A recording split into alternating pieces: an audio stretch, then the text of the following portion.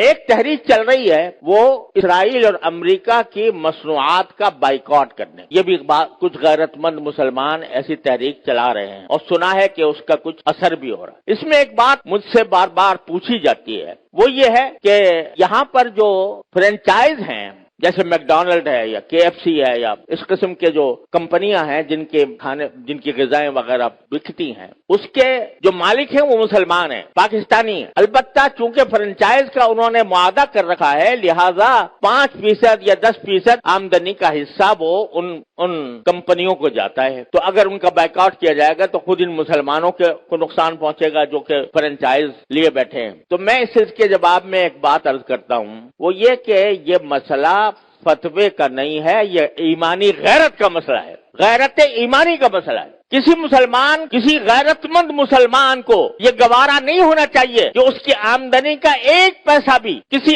ایسے شخص کو پہنچے جو اسرائیل کو مدد دے رہا ہے۔ یہ انسان کی ایمانی غیرت کا تقاضا ہے۔ یہ کہنا کہ بھئی 5% جاتا ہے، اب 95% تو ہم کھاتے ہیں۔ ارے بھائی 95% آپ کھا چکے، بہت الحمدللہ، کافی اپنے نفع بنا لیا۔ اب آپ یہ تو کر سکتے ہو کہ اس فرنچائز کو ختم کر کے اپنا کاروبار شروع کر دو۔ اگر اس کو ختم کر کے اپنا کاروبار شروع کرو گے تو ذرا تھوڑا سا پتہ تو چلے گا ان کو کہ یہ جو ہم دنیا بھر کے اندر ہم اپنی مصنوعات چلا رہے ہیں، دنیا بھر میں ہمارا سکہ چل رہا ہے، اس کا کچھ اثر تو ہوگا۔ یہ کہنا کہ 5% جا رہا ہے ان کو اور ہم نے 5% جا کے کیا اس میں کیا فرق پڑے گا؟ آپ ذرا یہ سوچو کہ اگر کوئی میری آمدنی کا 50% نہیں 1% کسی ایسے شخص کو پہنچ رہا ہو جو میرے باپ کے قتل کی سازش کر رہا ہے، گوارا کرو گے کہ میری آمدنی کا 1% ایسے شخص کو دیا جا رہا ہے جو میرے باپ کے قتل کی سازش کر رہا ہے یا میرے قتل کی سازش کر رہا ہے؟ تو اب یہاں اس کو 1% اور 2% اور 5% سے ناپو گے۔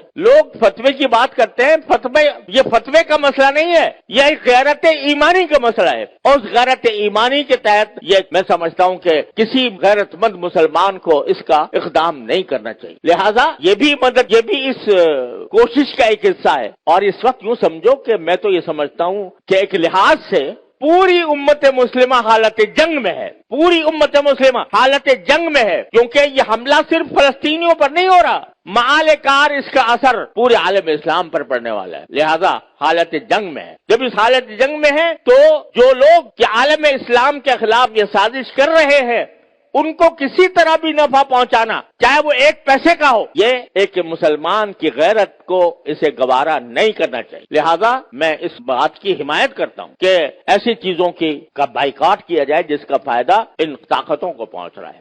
تو اپنی سی کوشش کرو، اللہ تعالیٰ سے دعا جاری رکھو، کوئی وقت خالی نہ جائے جس میں اللہ تعالیٰ سے نہ مانگا جا رہا ہو، اور پھر اللہ کے فیصلے پر راضی رہو۔ پھر جو اللہ کا فیصلہ ہے وہی برحق ہے، وہ ہماری خواہش کے مطابق ہو تو برحق ہے، ہماری خواہش کے خلاف ہو تو برحق ہے۔ تو بس یہ ہے پریشانی کا علاج۔ اللہ تبارک و تعالیٰ اپنے فضل و کرم سے ہم سب کو اس پر عمل کی توفیق عطا فرمائے۔ وآخر دعوانا الحمدللہ رب العالمین۔